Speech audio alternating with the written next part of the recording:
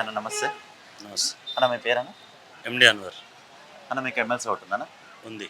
అన్న ఈ 27 తారీఖున ఎమ్మెల్సీ బై ఎలక్షన్స్ ఉన్నాయి కదా, ఏ పార్టీకి ఓటేస్తే బాగుంటుంది అంటారు? కాంగ్రెస్ పార్టీకి ఓటేస్తే బాగుంటుంది అనుకుంటున్నాను.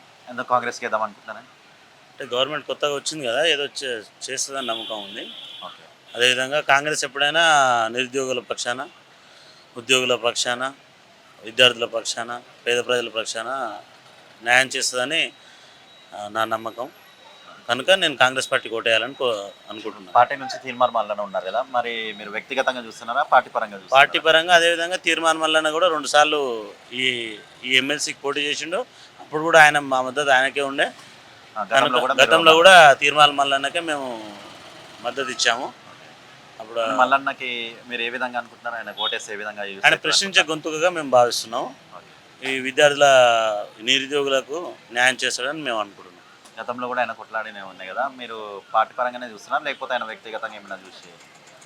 ఇప్పుడు పార్టీ రెండు చూసి ఆయన అనుకుంటున్నాం.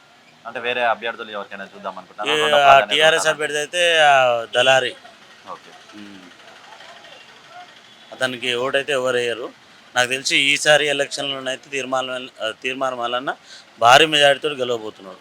ఇప్పుడు మీ యూత్తో పాటు ఉంటారు కదా, వాళ్ళు మీ యూత్ ఏం డిస్కషన్ చేస్తున్నారండి మల్లన్న గురించి? యూత్ అయితే వన్ సైడ్ అయిపోయింది, కాంగ్రెస్ కోటేయాలని నిర్ణయించుకున్నది ఆల్రెడీ. ఇక్కడ మునుగోడు నుంచి ఎంత మెజార్టీ వస్తుంది అనుకుంటున్నారు? భారీ మెజారిటీ రాబోతున్నది. సార్ మీ పేరు?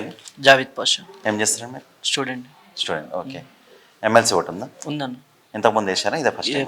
ఇదే ఫస్ట్ టైం. ఓకే. ఎవరికి వేద్దాం అనుకుంటున్నారు? కాంగ్రెస్కి. ఎందుకంటే ఇప్పుడు డెవలప్మెంట్ వచ్చిన కాంచి అయితే, ఇప్పుడు కాంగ్రెస్ వచ్చిన కాంచి స్టూడెంట్స్ కొంచెం నిర్లక్ష్యం అయితే చేయట్లేదు అన్న. మరి డిఎస్సి నోటిఫికేషన్ కానీ, ఇప్పుడు చూసుకుంటే గ్రూప్స్ నోటిఫికేషన్ కానీ అవి జరుగుతున్నాయి కాబట్టి స్టూడెంట్కి ఏది మంచి జరిగితే అదే బెటర్ కానీ. కాంగ్రెస్ అని అనుకుంటున్నారా లేకపోతే అక్కడ ఉన్న అభ్యర్థిని చూసి ఓటేద్దాం అనుకుంటున్నారా? కాంగ్రెస్ పార్టీని చూసి అభ్యర్థిని కాదు, పార్టీని చూసి ఓటేస్తా అంటున్నాను. ఓకే అండి, థ్యాంక్ యూ.